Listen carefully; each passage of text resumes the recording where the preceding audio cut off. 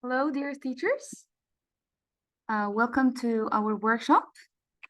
I was just waiting for I will just wait for more 2 minutes so we can see if anyone would join us or it's just going to be us. So, did everyone, we can start. You can write me in the chat box if you have like any expectations before we start about the session. You can write me in the chat box if you have like any expectations about this workshop and what do you expect to learn by the end of this session. Hi, Agnes, how are you? I'm really glad that you joined. I always like to start by asking the people what do they expect. Hello?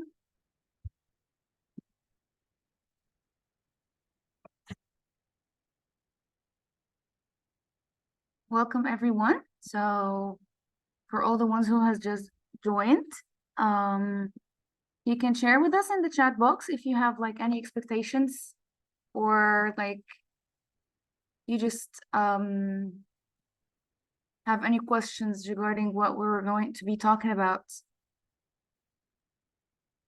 So if you have like any questions before we start, or you can share with us your expectations, what do you expect out of this workshop?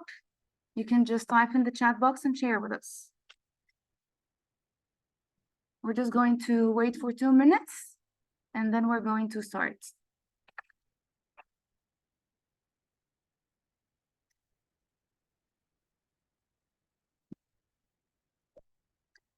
Hi, Agnes. So you're expecting to learn lots of stuff, especially when it comes to AI. Okay, that's great. But I know you, Agnes, you're so smart already, so you'll get Thank this you. fast. You're a fast And you learner. are so sweet. Thank you so much. Know how hard worker you are, so it's Oh, going to be like a start, and then you're gonna get it very fast later. I will say Actually, we're inshallah. going to be sharing lots of things. One of the things is going to be about AI. Like we're going to show you a part of AI, but inshallah, the platforms that I'm going to be sharing with you today, you can use it in different things. Not only for the assessment, but you can use it for lesson planning and lots of stuff.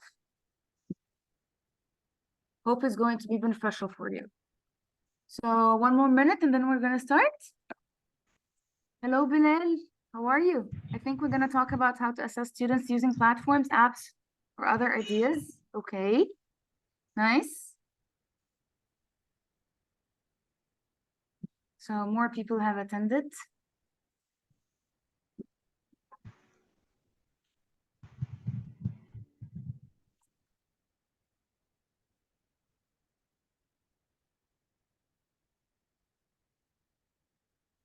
Okay, guys, before we start, I need you to prepare your cell phones on the QR code, on the scanning QR code, because lots of slides, you're enabled to access them.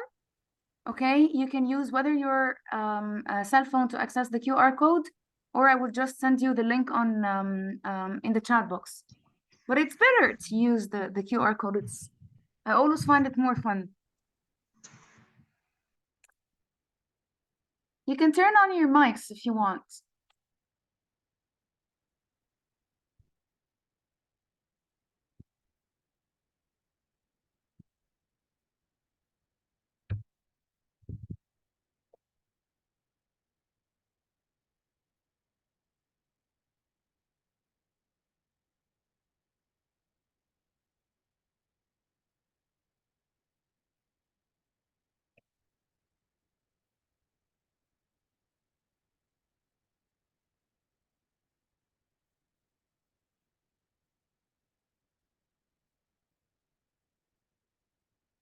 Okay, I guess now we can start. It's 7:04 and the time is already has started. Let me introduce myself at first. I'm Tasneem Fahmi. I've been working as an English teacher for 12 years.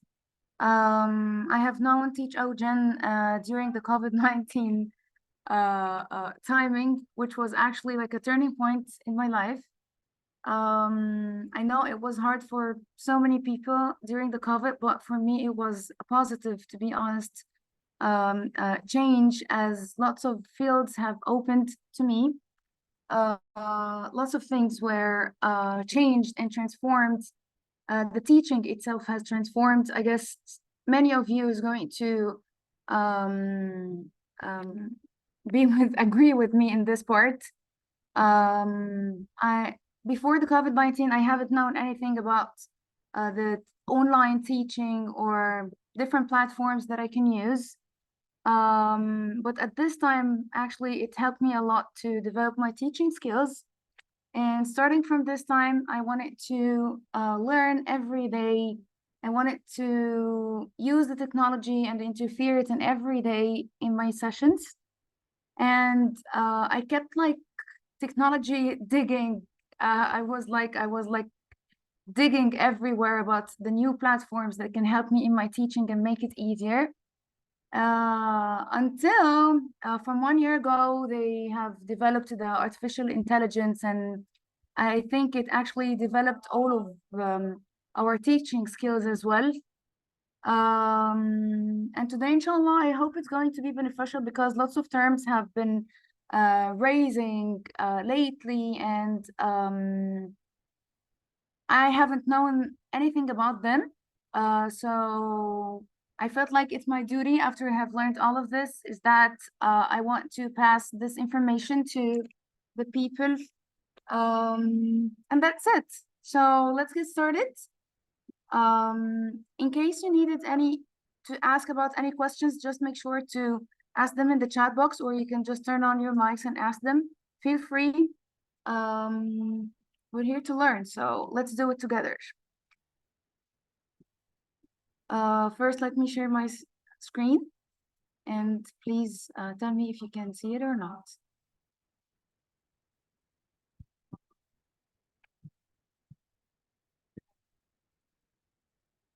So you can all see my screen?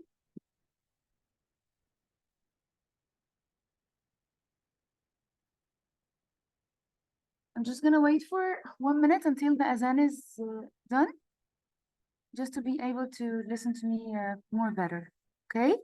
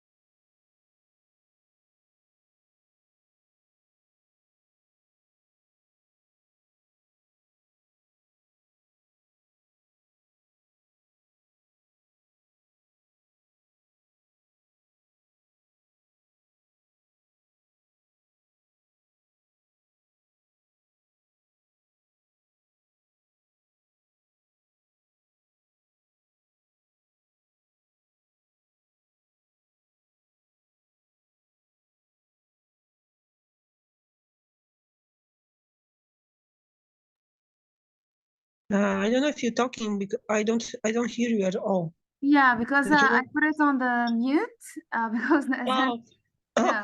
okay. I thought there's something wrong with my perception here. No, dear.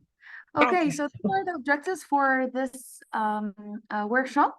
First, we're going to be talking about some definitions of different terms. And then we're going to know how to create rubrics using the artificial intelligence and some websites, and how to design the assessment and how to think about the assessment in a different way. But before we start, I need all of you to introduce yourself. So please get ready with your QR code scanner, and please scan this code and get into the Padlet and start introducing yourself. If you need me to get you the link in the chat box, I can put it to Yes. you here. Yeah, instead of the QR, let me share it with you. I don't know how I do this because Totally fine. I'm It's using totally fine. my phone, so I don't know how to do this. It's totally fine. So can you check the chat box and click on the link? Okay. So do you all know Padlet? Does anyone here know about Padlet? I love this platform. You should all use it. I use it actually like it's my digital wall in the classroom. Yes, it's amazing, Dina. So you can tell us how do you use it? I use it as my digital wall for like, for example, if I have like a grade level that it has more than one class, I prefer to use Padlet so both classes can see each other and check each other's work. It has actually different templates. You can display all the work for the learners and they can even comment on each other's work. It's really great, guys. I recommend it. It's really great. So let's see our beautiful teachers who are here. I don't know what I do. So can you see you can see my screen, right? I can see the map. So on the map, you're just going to add on this plus. Can you see the plus here on the right? No, wait a second. Yeah. Yeah, you can click on this plus, okay? And then you're going to tell us about yourself. Tell about your name, your occupation, what do you work? Are you an English teacher? From where you are in Egypt? From which school you work in? Tell us anything that you would like to share.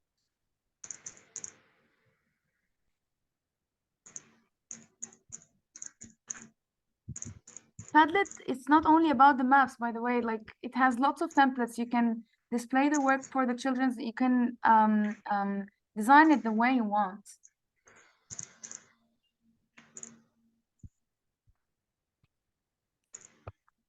So let's see who's here. Number 3.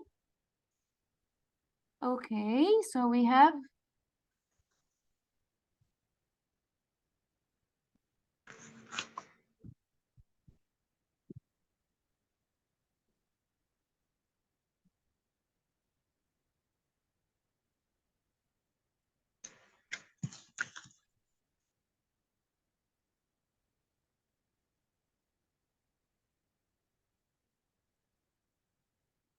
so who do we have here?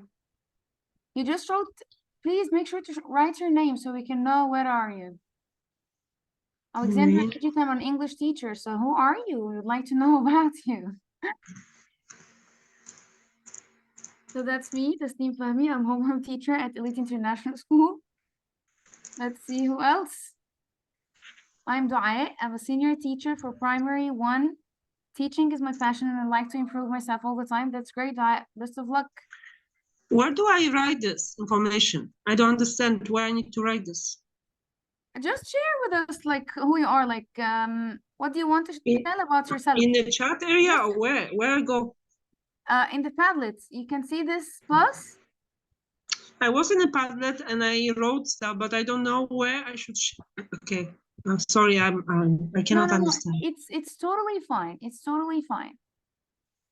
Hi, Miss Dina. I'm opening the Padlet again. Okay, it's totally fine, Agnes. Take your time. I see the plus. Okay, and do what? What I do? I already wrote location, but what I do else? What else I do here? Tell us about yourself because people would like to know about you. Where I write this? In the plus, can you see the plus on the map? I already did. And now it opened pick location and it says search a place by name. Okay, can you see the plus here? So you're going to write anything about you, like search the place. Okay, then you're going, for example, to write Alexandra here. I already did. Okay, and then this appears. So you can write anything about you. I am Agnes and so on. Mm-hmm. Okay. Hello, Bilal. I'm Bilal Farouk doing my master's degree in astronomy plasma physics. Wow. Teaching physics high school at International Liberty School, delegated at AAST. Love to meet you all. We're glad to see you guys. Let's see who else. Muhammad. Okay, Muhammad, would you like to tell us about yourself?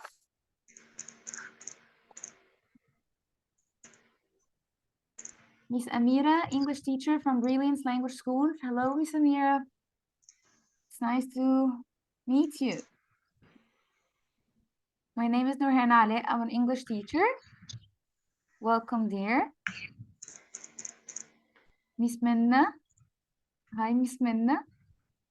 And Mr. Muhammad Halim, an English teacher. Hello, Mr. Muhammad. Welcome, guys. Mr. Islam. So we can see, mashallah, that we have lots of people from different cities here. That's great.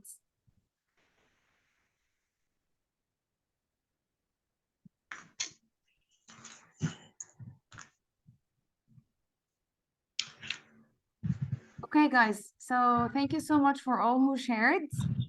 Today we're going to be talking about the assessments and why do we need the assessments, and what is the purpose of the assessment and different types of assessments and so on. The assessments are very important in our teaching, as they actually teach us and teach us as teachers and inform the learning and teaching. It's not only about assessing the students or knowing exactly where what do they know or what they don't know, but the assessments is also for the teachers as well as they are for the students. Okay, because for the teachers, anyone can share with me why is the assessments for the learners and for the teachers as well, and for the parents as well too? Why do you think the assessments are important? Is it only about the students?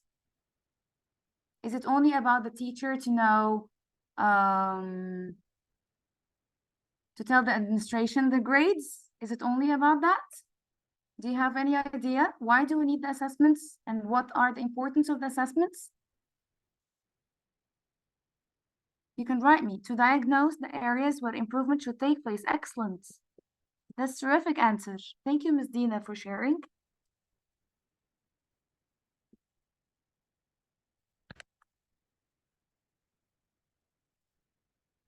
Hello, Ms. Nermeen. Assessments evaluate how students are progressing on all levels and identifying gaps. Excellent. That's great.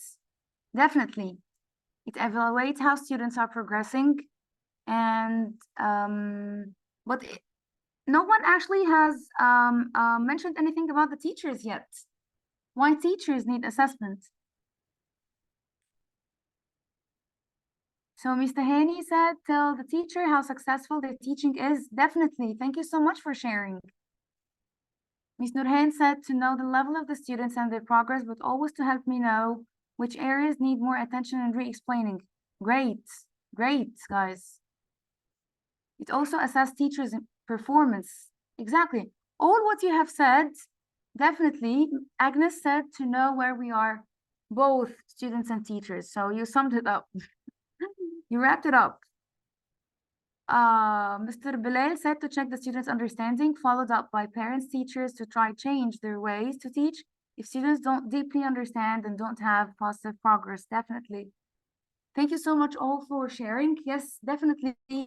It's not only for the learners, but also for the teacher to know if my explaining is going right or not, if I have to change something in my teaching, if I have to keep explaining this lesson or not. So we have actually different types of assessments, and it depends on the phase that I'm in.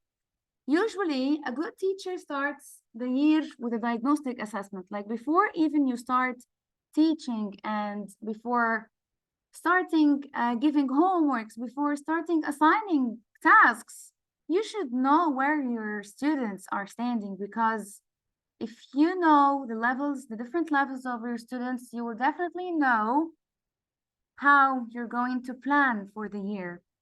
Like, I cannot just plan on my own and expect that my student has to fulfill this objective or reach this information. No, first I have to know. First I have to evaluate my learners and check where do they standing, okay? Because sometimes before the diagnostic assessment, um, um, I plan for something and then I find my learners that they are standing in a different way, higher, different level than I expected. So me as a teacher, I replan everything again. So try before you start any year, any course, before you start any lesson throughout the year, start with a diagnostic assessment, okay? So it's the assessment that we do before learning, okay? And then we move to the next phase, which is the formative assessment. After the teacher explains the lesson, okay, we need to know if I'm doing it right or not. If my learners have grasped the information that I'm sharing with them or not. If they need to work in a different way or not, if what I'm doing is right or not, and so on. So this comes, the importance of the formative assessment is just like an ongoing assessments that help my learners to develop and to evaluate their levels, okay? And last but not least is the summative assessment, where my learners fully understand all what they have learned throughout a period of time, and then they start sharing and reflect and taking different actions about what they have learned. Okay, so it's all for learning, it's all as learning, it's all of learning. Okay, so it's just like a cycle, guys. So we start with a diagnostic assessment. It's an assessment before learning, because without this one, okay, because without this type of assessment, we won't be able to know where are my students are standing, okay? You can use the diagnostic assessment with so many ways. So I would like to ask the teachers, the beautiful, the amazing teachers here, because I can see that, mashallah, most of you are really knowledgeable. I would like to know if you do the diagnostic assessment in your classes, like how do you do it?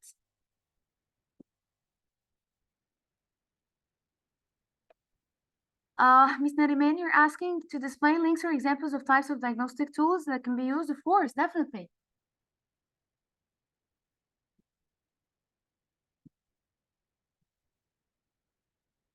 But I would like first to listen to the teachers. How do they do their diagnostic assessment? Let's take, like, I will do exactly like I do with my learners. Like, before I start anything, I start asking you questions to know where the audience are standing here, so I can rebuild my session after.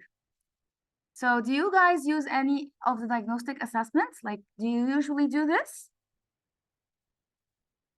So Miss Agnes, you've been correcting them the past 2 days? Yes, definitely, I know this. Miss Agnes actually works with me in the same school, and in our school, we start with diagnostic assessment. We actually do it on the language, and we do it in all subjects, English, Arabic, math. All the teachers are required to start with a diagnostic assessment. It's just like evaluating what they have learned through the past years. And for the differentiated levels, like to know if I'm going to divide my learners into high achievers, average learners, low achievers, where they will need my support, what I'm going to give like extra homeworks, if like I have any students who have like difficulties in learning, like learning disabilities or something. So how I'm going to help them do this. So again, do you have any idea? Do you do this? Miss Nurhan, you do it as a revision general, okay? As a general revision at the beginning of the year to know if all what they have already taken was understood well or need re-explaining. Well, I agree with you, Ms. Nurhan, that we first have to do a revision, but with only the general revision or recapping, it won't give you the same results as an assessment, like one doing it individually. Because I have tried throughout my 12 years experience in teaching, I have tried actually many ways. But to be honest, the most successful one was when I gave my learners an individual assessment or quiz or whatever you call it to assess all the strands and to know where they are standing. Because when you're going to do like a general revision, one of them was going to be like shy. They're not going to be sharing at the beginning of the year. They don't know you, so they're not going to be responding as much as you expect.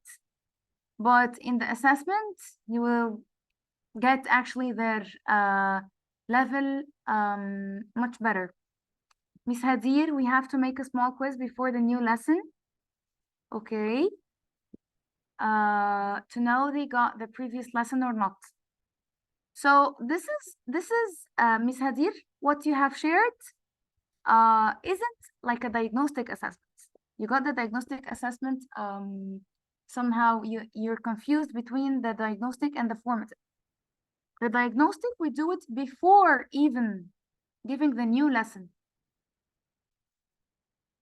I don't actually get like before the new lesson to know they got the previous lesson. It's not about assessing what they have learned. No, we want to know what do they understand before we teach them even the new lesson. Miss Huwaida said warm up on what we studied before related to this idea. I would explain in this session. Okay. Miss Agnes, when they are reflecting, teacher knows what they understood from the lesson too. Okay. So with the diagnostic assessment, guys, you can do it with so many ways. I will share with you a link that I found here is really great. Based on the recommendation of Ms. Nermeen. Just give me a second.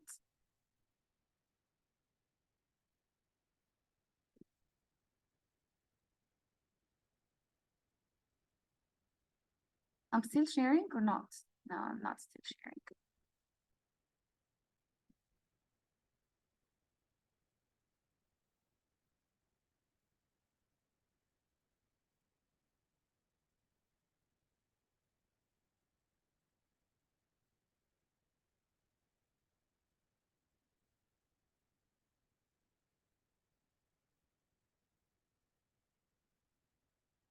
Okay, so I'll be sharing with you in the chat box a great, a really nice, no, I don't want it to be this one.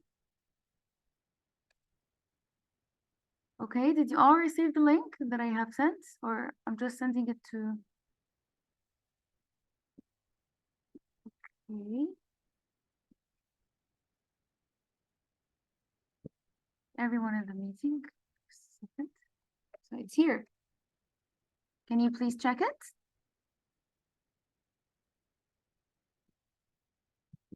So the diagnostic assessment, you can do it in many ways. As for me, it depends on what exactly I'm teaching. Like, for example, if I'm going to be teaching language, so a written assessment is going to be a great way to assess them, okay? If I'm teaching like a social or a science topic, you can use the KWL chart. I don't know how well you know about the KWL chart, but let me show you something here. You can turn on the whiteboards. So I do a chart like this, what I call it the KWL chart. So the K stands for what do you know about the topic? Okay, and the W stands for what do you want to know about the topic? Okay, and last, which is the L. I do it like this on a chart and keep it till the end of the unit. Like, for example, if I'm explaining something that it will extend for more than a week, from 2 or 3 or 4, I always use the KWL chart and I ask the learners to keep filling it day after day. So the K, what do you know? So before we start the unit or before I start my lesson, I ask my learners to bring like a sticky note or something, and I let them write anything about the topic. Like, for example, I'm teaching them about marketing. I'm teaching them about genetics. I'm teaching them about reading genres. I'm teaching them about multiplication. Okay, so they have to write, what do you know? Okay, so for example, one is going to tell me, maybe they're going to be sharing with me lots of things that actually make me replan my lesson plan, because I think they are too knowledgeable for what I have already planned earlier. Okay, maybe they are too advanced of what I have prepared them. So that means that I have to replan and I have to move it to a higher level because I have genius students. Okay, or they don't know anything about the topic, so I'm going to take them from scratch. Okay, and the last is the L. It's just like an ongoing assessment. Okay, I deal with it as an ongoing assessment. The L for what did you learn? Okay, keep it as a chart, guys, on your classroom wall. It's really important to have the KWL all over the way. So again, the K, when you start before the lesson, you start to know, what do the learners know? The W, what do you want to know? Ask your learners, like, what do you want to know? I want to know about 1 and 2 and 3. I want to know about this. I want to know about that. Because sometimes in your planning, you will be just putting some, including some lessons that they are not interested to. So they can drive you. The learners have agency within your teaching. They have the right, especially if it's like an inquiry. It's not just a lesson that 1 + 1 = 2. Those kids are really different from what we have been when we were kids. Okay, and the L, keep pushing and keep encouraging and promoting for the L, for your learners to keep filling it with what they have learned. And you can consider the L, by the way, as a formative assessment. Okay, like for example, by the end of each week, you're going to ask your learners to be feeling it. What did you learn? Okay, and from it, you're going to be checking that understanding. Okay. Thank you so much, Ms. Nermeen, for posting this. So, Ms. Nermeen, guys, please check the chat box. Ms. Nermeen have actually shared with us the KWL as a template. Thank you so much for this. You can make it on A4. You can just like print it out, but I prefer it to be like on a chart and the learner keep sticking their work day after day. Thank you so much. Agnes, I use it for some time now, very useful. Another thing for printing. All right. That's great. Okay, let's get back to our presentation.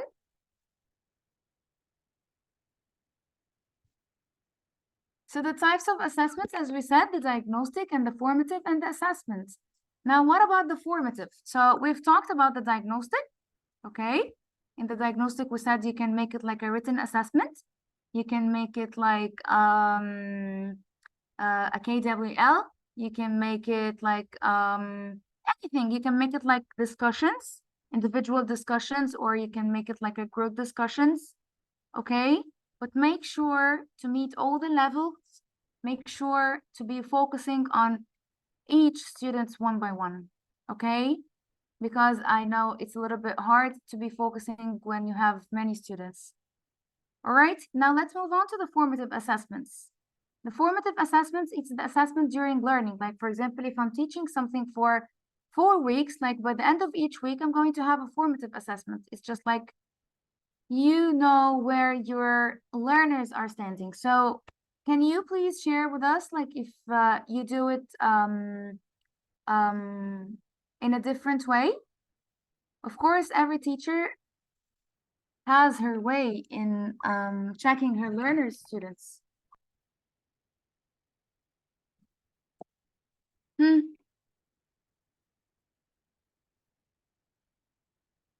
Oh, thank you so much. Miss Asma Turkey, thank you so much. She sent it in Arabic form. You know what, Miss Asma? If it's just like a transdisciplinary theme, like a topic that is being explored from different subjects, you can have one KWL with so many different languages. Like, what did they learn in the English and the Arabic? If they're learning about the same topic, but with different disciplines.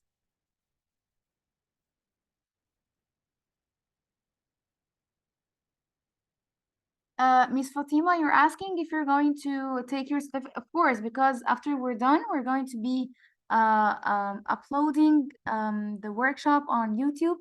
So can all the ones who didn't attend, they can check it later, because I know that the electricity issue in Alexandria.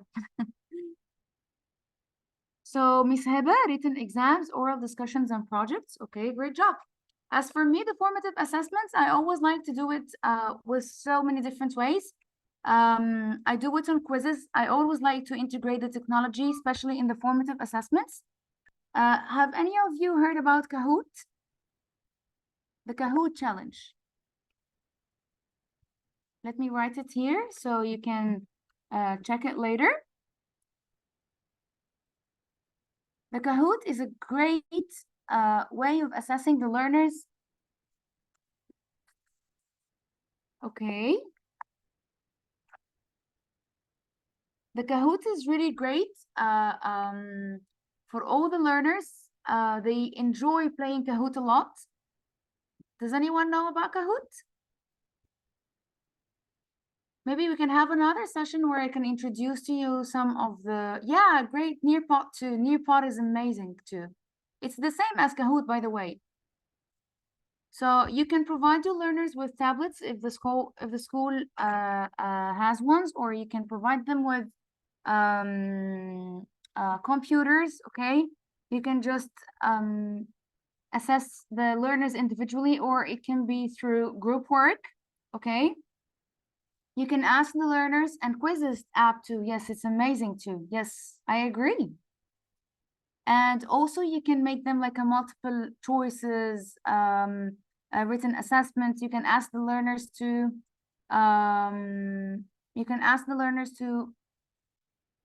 just a second.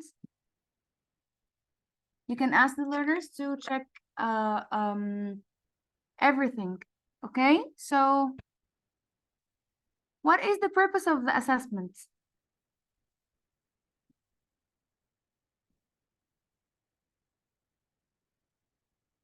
So does any of you have any idea about what is the assessment as learning, of learning, assessment for learning? That's the purpose of the assessments. Why do we even have assessments? So we use the assessments as a learning journey, okay? And we use it of learning and for learning. Do you know the difference?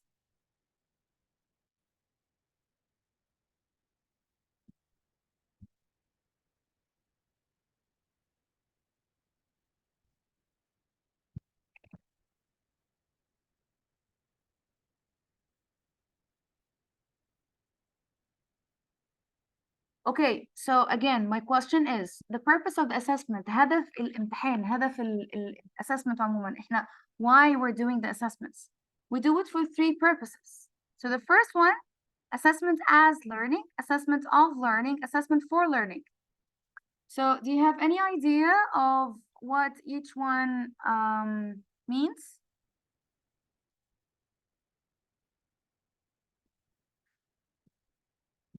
Okay, let's start.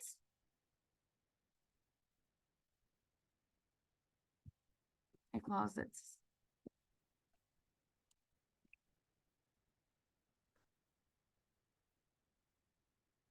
So any idea, guys? As a formative assessment, I usually let students set questions for each others. Wow, that's great. You know what does this mean, Miss Basma? That you include the students in the assessment process, and that's an amazing thing to do. You make them take the position of the teacher, like you always make them feel like they own the teaching. It's not only for the teacher, it's not only her who gives us the assessment. No, the learners themselves, they assess each other, and that we call the peer assessment. That's great. That's great. You can do the peer assessment in so many ways. It's amazing. Ms. Nermeen has shared with us a really great link. Okay, you can please check it later. Okay, so before you do the assessment, just give me a second. So before you do the assessment, guys, you have to ask yourself some questions. These are the questions that you need to ask yourselves. They are really important questions. What do students still need to know? What did students take away from the lesson? Did students find this lesson too easy, too difficult? Did my teaching strategies reach students effectively? What are students most commonly misunderstanding? What did I most want students to learn from this lesson? Did I succeed as a teacher, or I'm still need to work more on myself?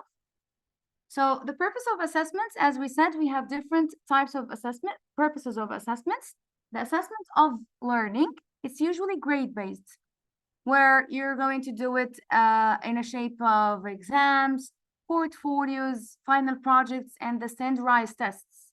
They often have a concrete grade, like they have grades that is attached and reported to the parents, and not only to the parents, to the students, and to the school level administrators and districts, okay?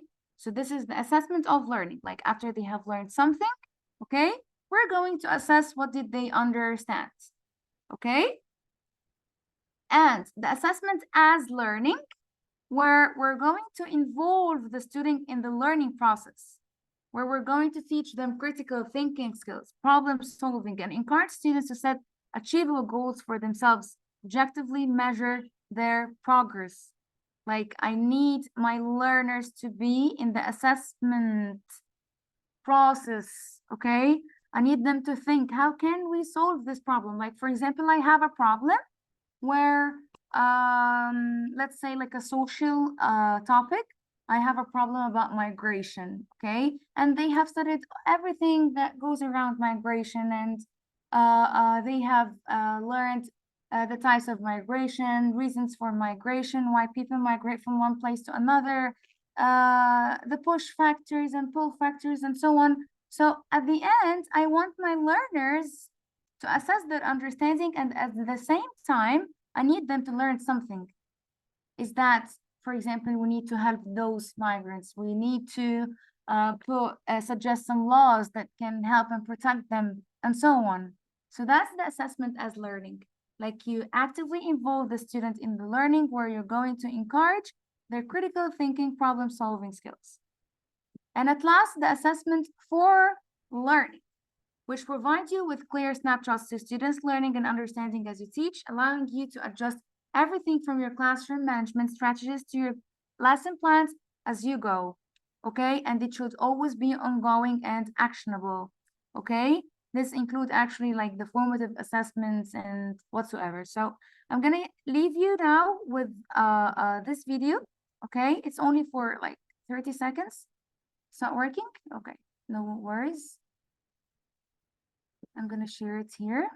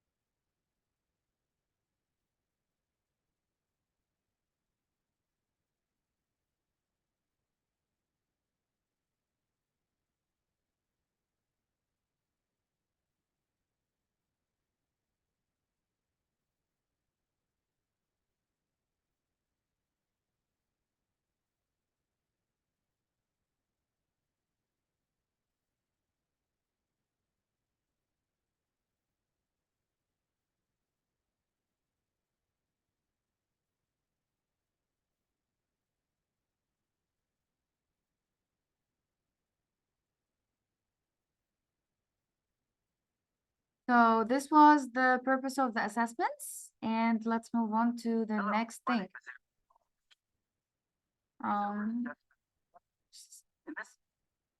So guys, do you need to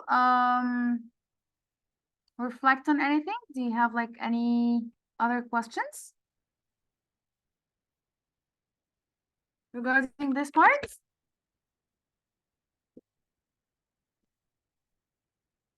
Okay, now I guess it's your turn to tell me how do you assess your students. So you can use Answer Garden actually with the learners too. If like you're expecting short answers from the learners. If you can't scan it with a QR code, please. You can find it in the chat box here. It's called Answer Garden.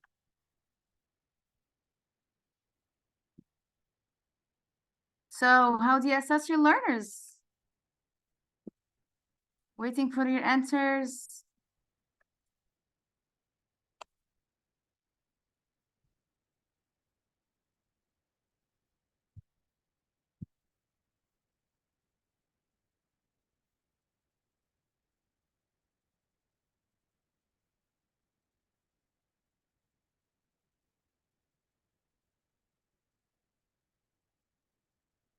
So are you writing your answers in the Answer Garden? How do you assess your learners? After all what we have learned, please share with us, how do you assess your learners?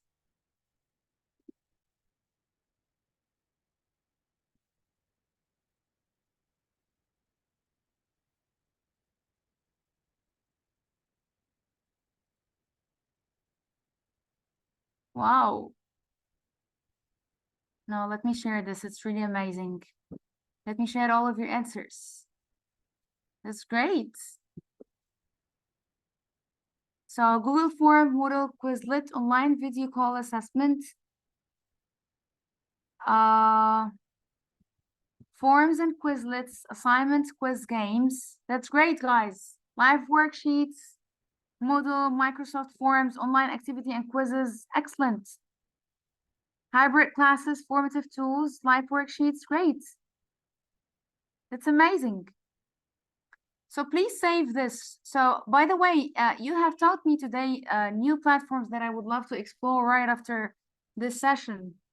Like Moodle, this Moodle, I haven't actually tried it before. Thank you so much for teaching me this. That's great.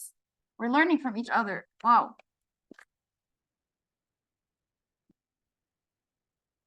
Okay, so I think we're ready to move to the next part.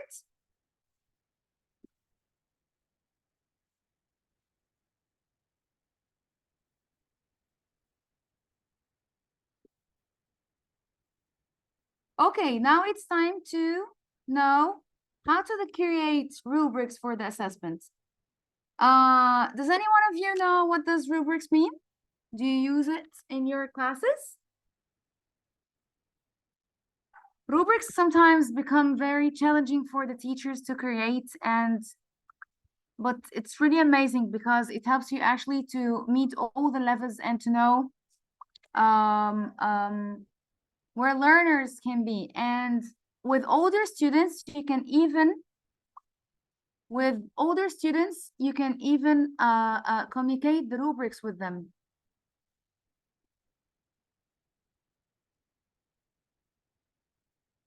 So creating rubric for assessment, I really like this comic, so that's why we attached it. I told Scribe how to whistle. I don't hear him whistling. I said I told him. I didn't say he learned it. Would you like to comment on this one? Sometimes we teach our learners lots of things, but that doesn't actually guarantee that they're going to learn or not. Rubric, in another word, task-specific clarification. Thank you, Ms. Nada. Irini said that it's about scores. Somehow.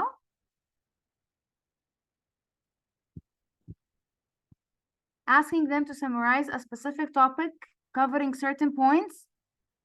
Well, rubrics is about the objectives. Like when you put objectives at the beginning of the what's your expectations? Like, for example, by the end of this lesson, I want my learners to write with the proper sentence structure. Okay, so how I'm going to use this, or how I'm going to do this, what I'm expecting from my learners. The beginner students are not going to even understand how to make a proper sentence. And then the developing, they know the rule, but they cannot still write it. Okay, while the applying, what do I actually expect from them, and exceeding, and so on and so on and so on. Yes, Ms. Basma, definitely. It's like learning outcomes. Okay, the learning outcomes that I expect from my learners to reach at the end of the session. Okay, there's a difference between the rubric and the grade scaling. Okay, when we were younger, we didn't know anything about rubrics. Like, no one, we were actually learning by lessons. Like, for example, if I got this lesson or not, so my teacher is going to grade me. She's gonna give me like 8 out of 10, 10 out of 10. So we didn't have, when we were younger, we didn't have any kind of different types of assessments that meet different levels. We didn't have this by any means. But this generation, actually, they have better opportunities than us, which they have lots of terms have actually been recently, people became really aware of, okay? Where that learners should meet learning objectives, where they shall fulfill some objectives, where they shall, it's not about the lesson only, but about the objective. What do I expect from my learners to reach? Okay, how do rubrics affect student learning? Rubrics give students a greater chance. Let me, yes, sorry for that. Rubrics give students a greater chance of achieving a clear and defined target. They guide curriculum planning and uphold accurate assessments with integrity. Effective rubrics enable self-assessment and self-directed student learning. So it's really great, guys. As I told you, you have to put some goals for your learners. And if your learners are older students, you can even communicate these objectives with them. You can tell them, today I expect from you, okay, to achieve 1, 2, 3, 4. So the learners would assess themselves before the teacher assess them. They would know, if I'm a beginner, then definitely I would not know anything about this or that. In the developing, I will apply this and this and this. In the applying, if I want to an applying student, if I want to be an average student, okay, then I have to be this. What if I want to be an exceeding student? I want to be the highest achiever in this class. So what do I have to do in order to reach this goal? It actually helps the learner to see the goals themselves. You're actually teaching the learners to always put goals for themselves. It's not only about understanding the lesson or not. No, I have a goal and I want to achieve this goal. So what as a learner will do in order to achieve this? So they will work accordingly, especially with the older ages, okay? You actually going to teach your learners how to set goals for themselves, okay? And here is some two main important platforms that I would like you guys to try it. The first one is Turnitin. Turnitin is really a great site where you already have ready-made rubrics. Let me check it with you here. I don't know if you can see my screen on this rubric or not.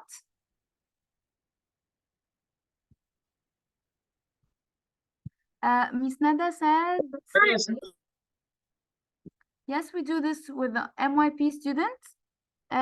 In the middle stage, well, actually, Miss Nada, you can do it with lower grades too. Starting from grade 3, it's not only about the MYP, the middle stage. You can do it with older students. You have to teach them like from PYP 5, like grade 2. You can actually tell them about the rubrics. You can communicate with them the objectives and put it right in front of them, because in the report card, when they receive the report card, they receive it with objectives, and the parents actually communicate with them. You get developing, you get applying. The learners can understand this. The learners can understand these kind of grading. So the right is to know, why did I get this, not that. So you can communicate with them all the objectives starting from grade 2. They totally understand. Okay.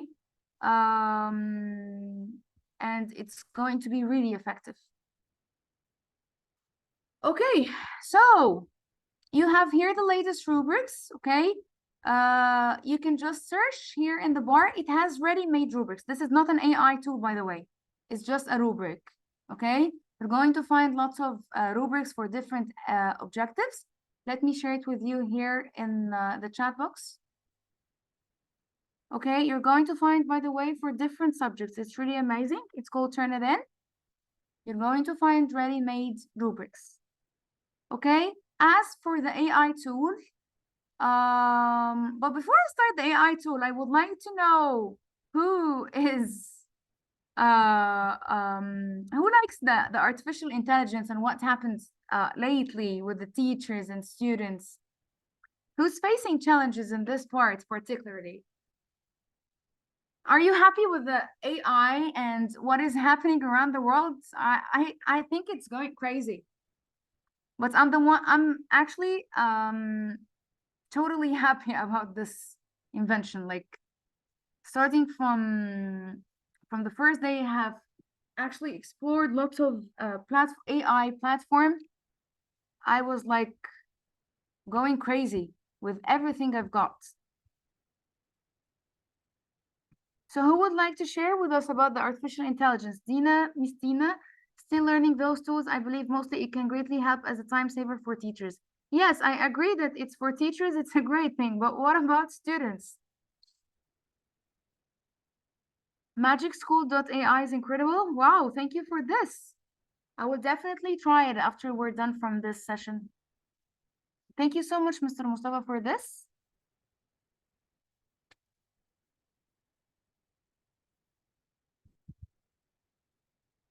I think resisting it is useless. We're trying to navigate the ropes of teaching pupils to use it responsibly. I totally agree, Ms. Nurhan. We have to teach our learners how to use it responsibly, because sooner or later they will know about it. Agreed, guys. I agree with all of you. So let me show you how is Teacher Matic. That's the other side. This is an AI tool where you can create your own rubric, okay? But actually, it doesn't only include rubrics. It's really amazing, okay? It's called Teacher Matic. Teacher Matic has almost everything you need to. You're just going to write in the search bar, what do you need? It has like classroom questions, multiple choices questions, lesson objectives. It can create a whole rubric for you. Okay, a glossary of terms based on a topic. Like, for example, you're just going to click on the use and write anything that comes in your mind. It's really amazing. Okay. Let me share it with you in the chat box. You can even use it with me while we're having the session, and tell me what you think. Once I've used it, I fell in love with it, but actually it's limited, like it's not fully free.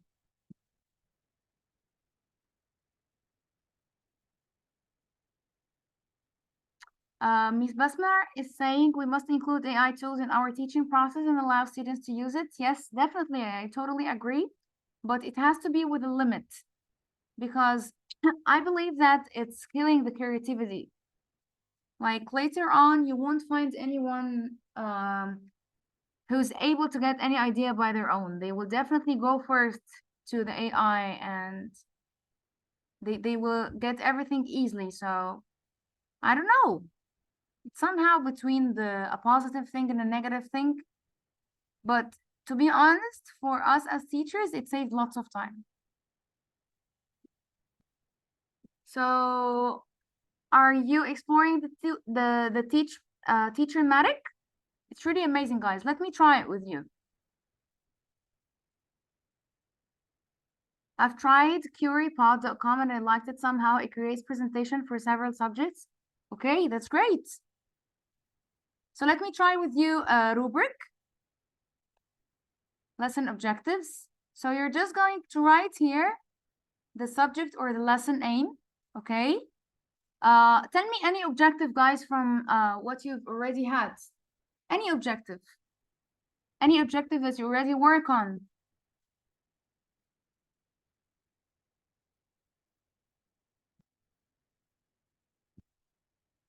Inquiring and analyzing. No, tell me the whole objective.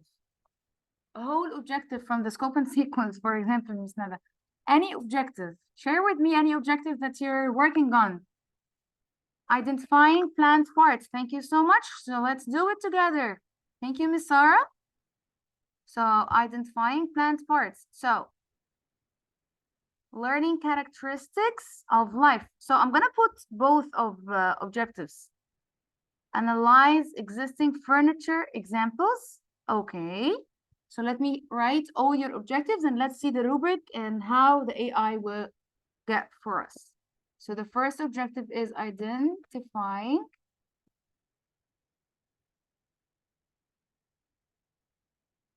plants parts.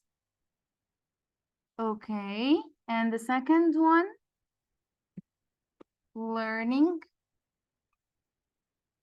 characteristics of life. And the third one, analyze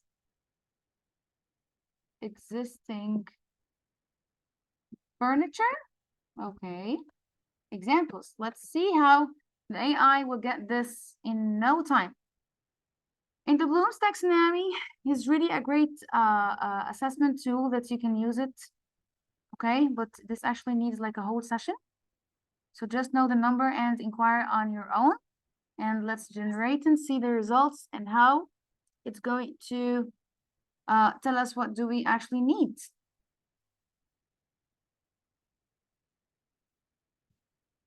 Okay, so that's for the first objective.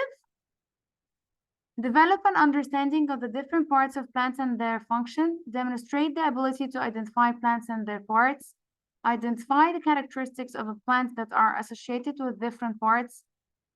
Okay, so he actually understood that it's one objective. So we need to write one objective after one objective. So let's try to take the first one only. Identifying plant parts. So on the first level, students will be able to identify the leaves, flowers, and roots of a plant.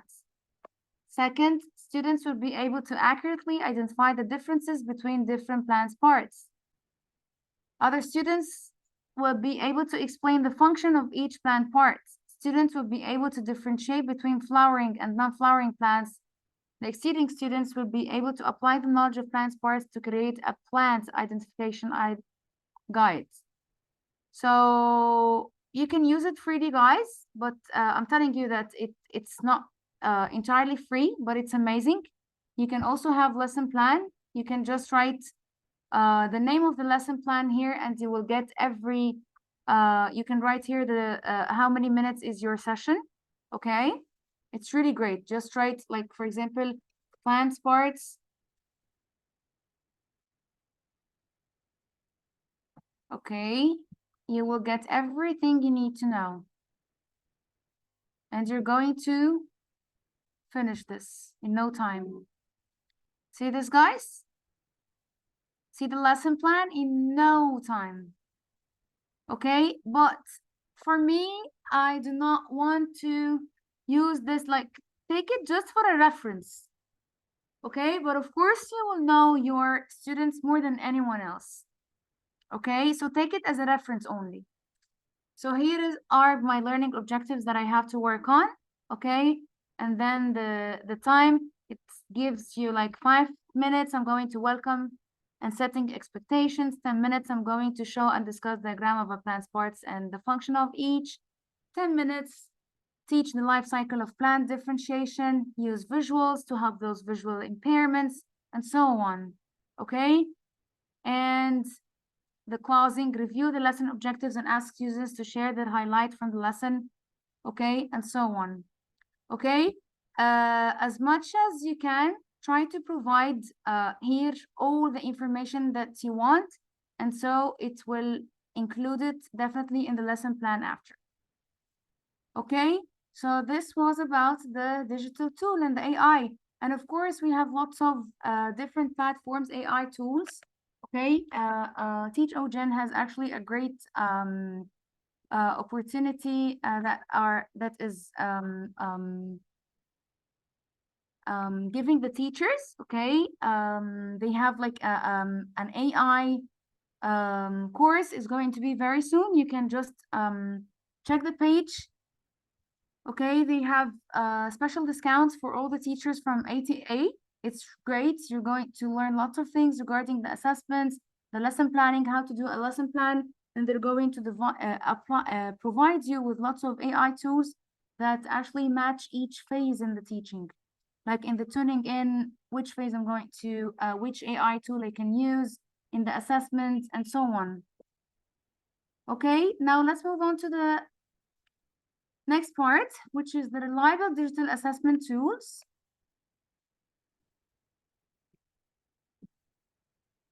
So I have interactive collaborative learning, which is Kahoot. Kahoot is really amazing. The one that I've been talking about from the beginning of the session. And some of you actually said Nearpod 2, quizzes, it's all the same. And we also have the Google Sites and the Google Forms. You can even use it and assign it on Google Classrooms. The Google Forms for self-assessment surveys, and many more, by the way, not only for this only. You can even have an assessment on Google Forms, okay? And the YouTube for the peer assessment for speaking. And the PowerPoint for continuous assessment using ePortfolios and the Google Sites, the one that I've told you about. So let's move on to the next part, which is the ePortfolios for ongoing assessments. So do you have an ePortfolio in your school? Do you include this element in your school? Do you have an ePortfolio? An ePortfolio for the students. What are the components of a portfolio and what is even an ePortfolio? What is the portfolio? Why do we use the ePortfolio? Miss Nada Mukhtar, yes, we do. Okay, I know that, Miss Nada. Miss Agnes said that she likes Word Wall. Yes, Word Wall is amazing. My students like it too. It's really great. So the ePortfolio became lately a very important tool for the self-assessment and for informing about the learning and teaching of the learners. It became a great way for the learners to save all the documents that they have worked on and all the works and be able to share it by the end of the year. Can you tell from this ePortfolio what is the ePortfolio? If you don't know anything about the ePortfolio, let me share with you this as a sample. Check it and let me know. Okay, I will leave you for 1 minute to check this. Every time I share something, I share it privately. I don't know why. So you can all share it. You can all check it here. So please check this Google site and let me know.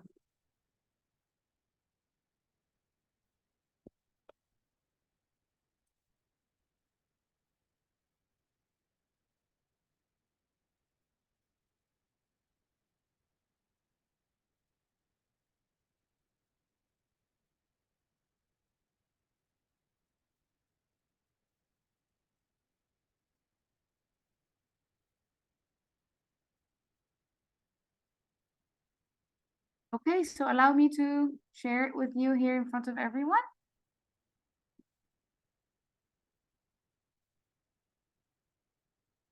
So the Google Sites, this is for Andrew. I don't know what his name is, Andrew. So I'm just going to take the first name. So that's all about Andrew. You can even do it on so many websites. Okay, but Google Sites is the most amazing one for me. A cloud to keep students active during the year. Yes, they actually share everything that they have learned, and they can even make it not only for 1 year. Like, for example, they can share this link with everyone, okay? And year after year, they're going to have all their work collected and documented in the same place. Okay, so let's check. So this is his progress in math.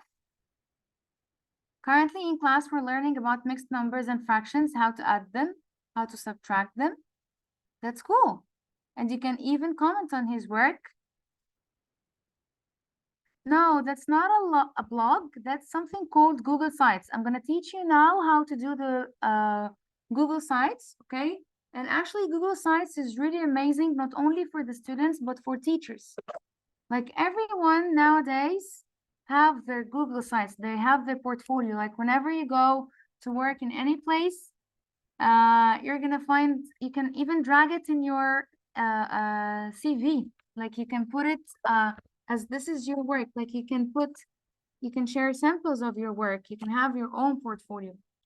So allow me to share with you how is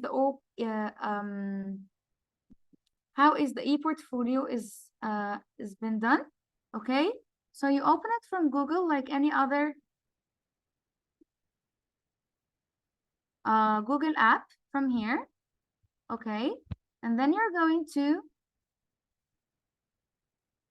choose the Google Sites. Can you see this part? This is the Google Sites. And then you start building your Google Sites from here, the blank, and let's go step by step. So here, like for example, I'm going to write my name and Tasneem. Okay. And let me choose the theme. I like this color. Okay. And then I have pages here. Okay. So this is how do I want my Google site to include. Okay. So this is my home. Okay. You can write everything about yourself here, like a little thing. From the text box here, you can write anything about you, like I am Tasneem, I've been working as in blah, blah, blah, blah, and so on. Okay? Okay, what about including an image? You're just going to upload it from here. Okay, let's, for example, like put a picture here. Okay, you can change its size. Okay, with different styles. You can even add a caption on it here. Okay, like for example, today I have learned about the key concepts and so on, while and so on and so on and so on. Okay, it's not only for adding pictures and videos, but you can add many more. You can add a YouTube link. Like for example, I really liked this link, so I'm going to I want to include it here in my portfolio as something I have done, and they've shared it. I have uploaded on YouTube, so you can add it to your portfolio.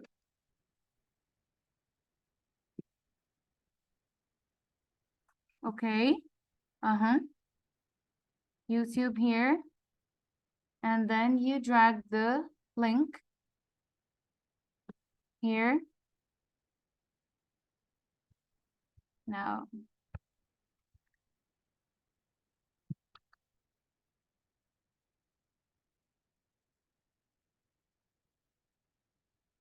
it doesn't want to. Why, my dear? So let's do it again here. في الكورس ده هتفهم يعني ايه سلوك انساني، هتفهم يعني ايه وعي ذاتي، ازاي تزود وعيك. Okay, and then I drag it here and I choose it, and then it's added. Okay, what about if I want to add the document that I have done? Okay, you choose from the documents. Okay, explore it on your own. It's really amazing. Okay, Miss Agnes is saying that's great for making presentations. It's not for making presentations, Miss Agnes, but for documenting all the learners' work. Each student must have an e-portfolio, okay? If I had the time, I would have shown you my students' e-portfolio from previous years. It's really amazing. You can check one of the samples that I have prepared here.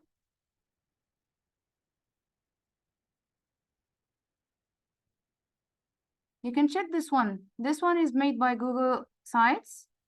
Okay, he has all his work written in the same place.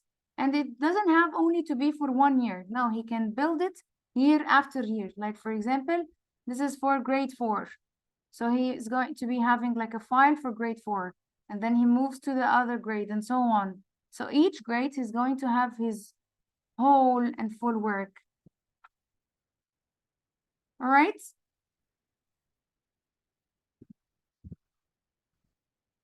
Okay. So the e-portfolio is really great. It can have, including the purpose of the portfolio. These are the content or the things that we can include in the e-portfolio. It can include samples of selected student work. You give them the choice to choose what to include and what not to include. Student self-reflection and life goals. They want to reflect on their work and set goals, because for example, today I've been working really hard on 1, 2, 3, and I really want to develop and enhance my social skills. I've done great with working with my group today, but something happened and made me realize that I still need to work on my social skills and so on. Okay. This is a rubric sample for the e-portfolio. I'm going to be sharing it with you also in the chat box. Here. You can check it.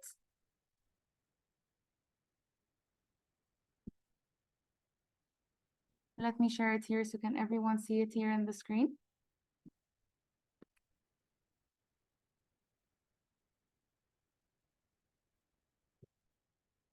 So that's a rubric. That's an e-portfolio rubric sample.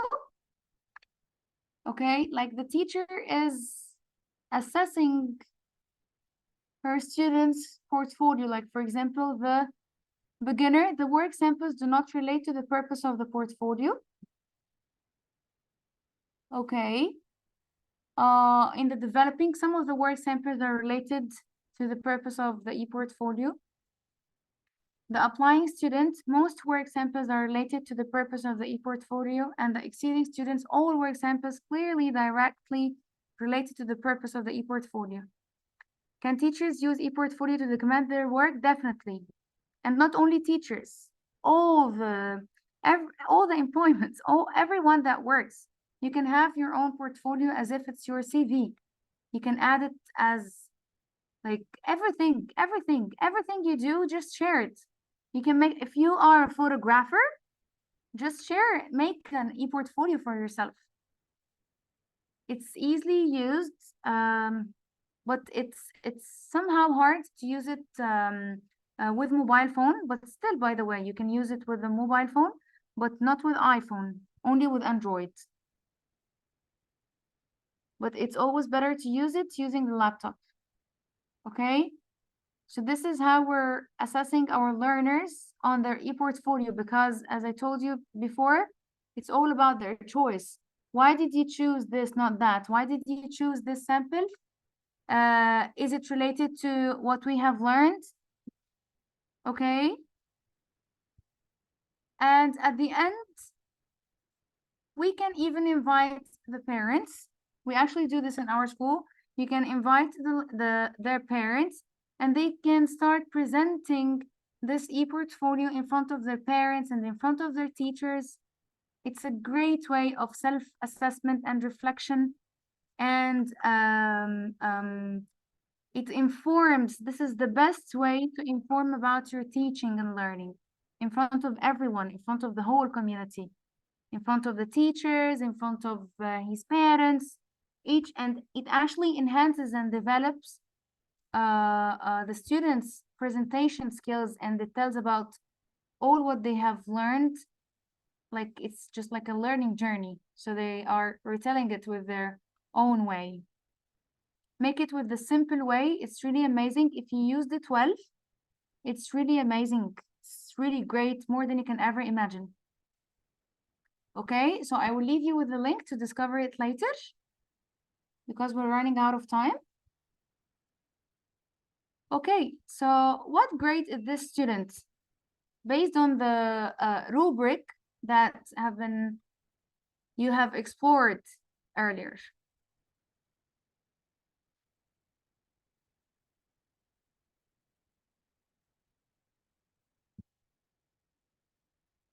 So please check the site and tell me, which grade is this student? If you as a teacher is going to assess this student, how much will you give her? So that's her portfolio. I guess you're not, no, let me reshare my screen again. Okay, so that's a student, okay? Some of these, I think that's a presentation that she has prepared, but it's not shown here because of the privacy. So here, home, literacy, math, social studies, sitemap. So how much would you grade this student?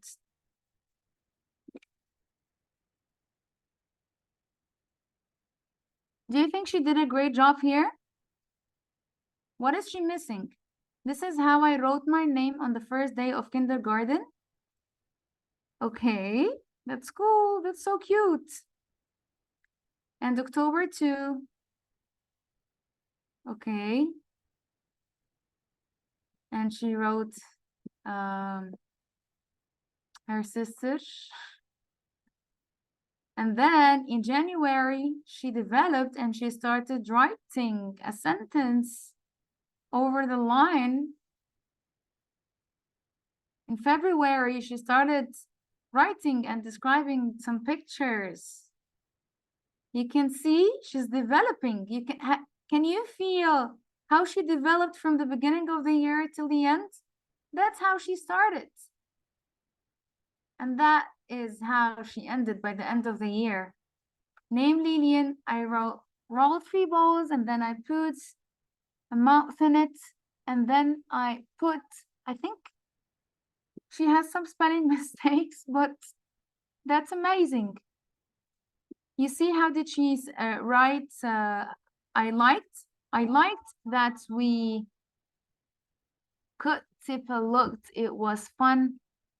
I don't care about the spelling mistakes, but the only thing I care about is that she developed from one who can only draw to a student that can write sentences and describe pictures. She's still in kindergarten, she's developing, she's enhancing, and so on. At the beginning of kindergarten, I could draw me, and now I can write sentences about me and my sisters. Yes, that's great. So how likely would you grade this student? Did you get the importance of the portfolio to see the development that is happening from the beginning of the year till the end? It's just like the great evidence for you as a teacher.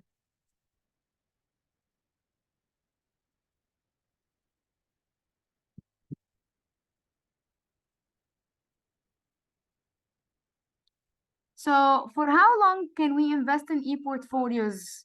For as long as it takes to achieve your goals.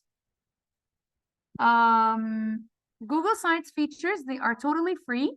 They're easy to use and edit. They're suitable for students. They fit with different types of devices, as I told you earlier, but not with iPhone because I've tried many times. Their ease and speed of modification of design. New websites are automatically added to Drive. Like you can drag anything that you can drag anything from any site, okay? Like for example, if you created anything on any other site, like for example, Padlet, you can still include the Padlet in your digital portfolio, okay?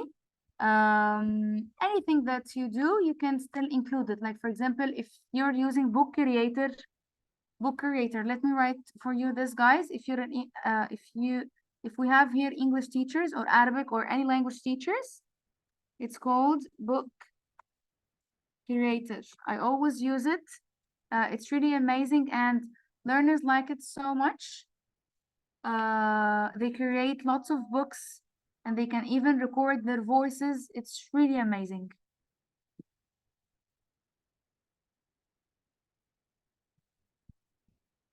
So also we have presentations, PPT, and Google Slides. Okay, they can instead of doing the e-portfolio on Google Sites, you can do it also on PowerPoint and Google Slides. But to be honest, I don't prefer this. But if you wanted to do it this way, if the learners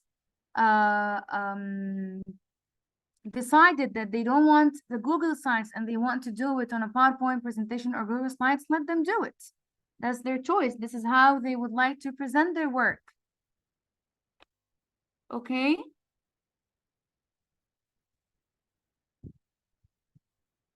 So I guess we're done. I just want to remind you that we have 30% discount on the artificial intelligence course. Okay. You can scan this code. Okay, scan this QR code and just write ATA 30. Okay, and you will get 30% on the artificial intelligence code. I think we're done now. So I would like to hear your questions or your feedback about the session today. If it was beneficial, if you want more about a specific topic, just share with me. Mr. Bilal, you need the link? Of course. Just let me scan it first because I don't have it here. Okay, can anyone of the ones who have the QR code scan link it and send it to us? If you're, I will do it fast from here.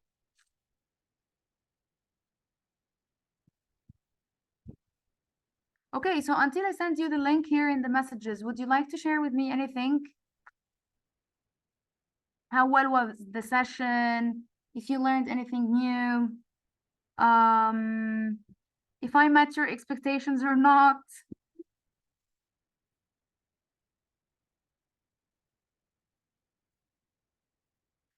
Miss Asma, you really enjoyed the workshop. Thank you. Thank you, Miss Dina. Hello, everyone. Hi. This is Isra Osman. How are you? Hi, Mrs. Ra.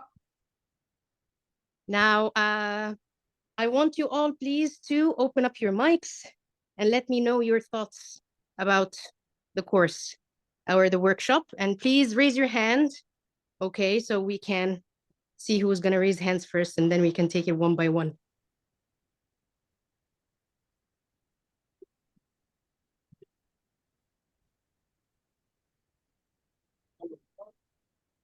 Okay, thank you, Miss Agnes. So you needed more time. Okay, we can understand that, of course. Okay, who else wants to express their opinion?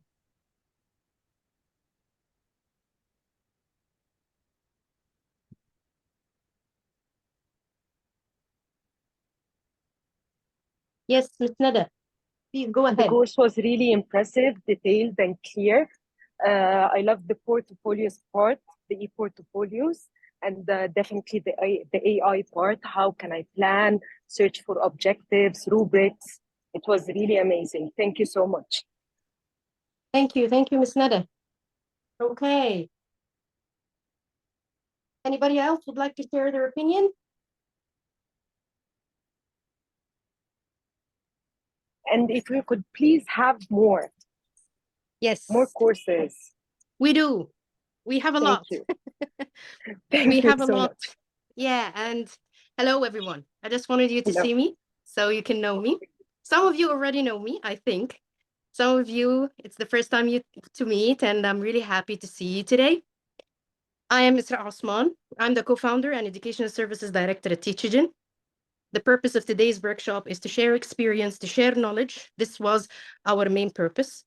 And the second purpose that we have is that we want you to know more about what we do, because this course or this workshop can be considered as one session of any of our courses.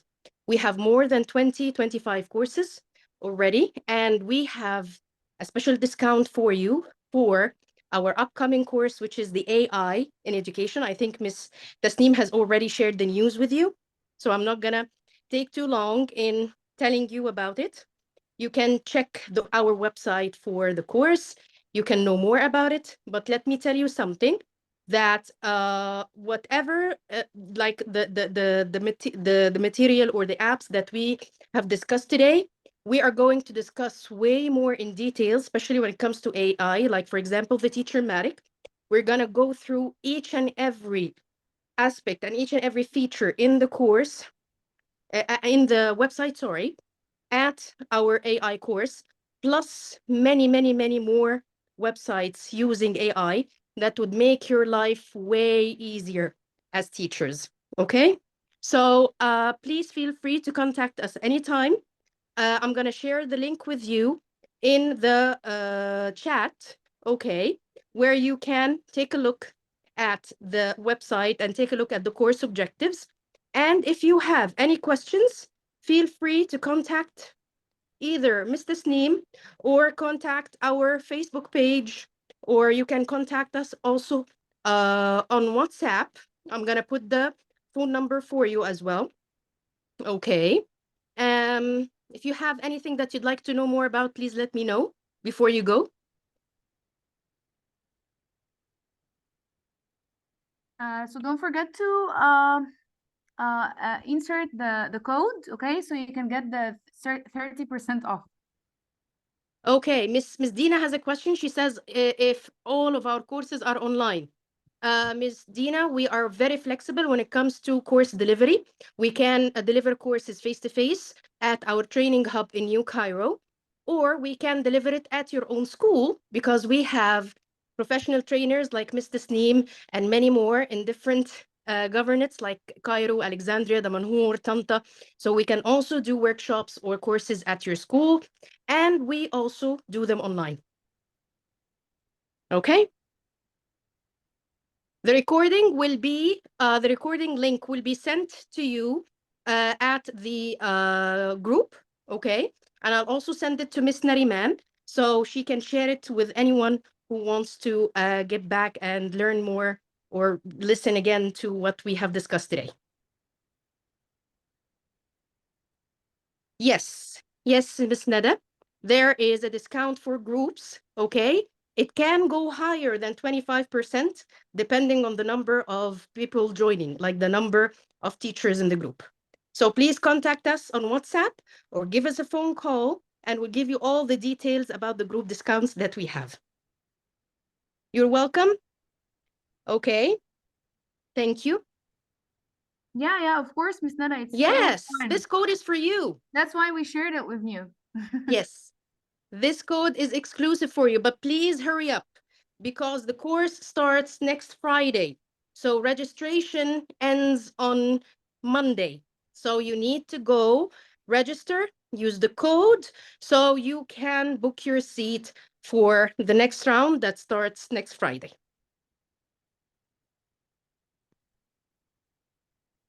Miss you too, Miss Maha. Hope to see you soon. Have a good day all. relax, and enjoy you the so rest much, of your everyone. weekend. Bye. Thank you so much, everyone. Thank you. Thank you so much for attending. Give me